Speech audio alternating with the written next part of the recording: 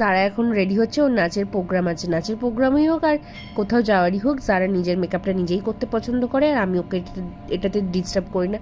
Ready হয়ে আমরা বেরিয়ে পড়েছি। আমরা যাচ্ছি ইছাপুর স্বামীজির সঙ্গতে। মা ভবতারিণীর বাৎসরিক পুজো উপলক্ষে এখানে ছোট্ট করে সাংস্কৃতিক অনুষ্ঠান করা হচ্ছে।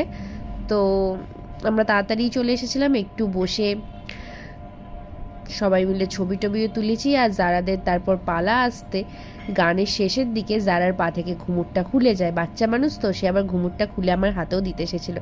কি হাসাহাসি হচ্ছিল এটা নিয়ে, সত্যি বাচ্চারা যে কত কি করবে। যাই হোক, এবারে কিন্তু জারু প্রোগ্রামটা খুব সুন্দর করে করেছে। ওকে নিয়ে আমাদের সবার একটু ভয় থাকে যে ওর মুখটা যেন ঠিকঠাক থাকে, ভীষণ মুডি তো ও।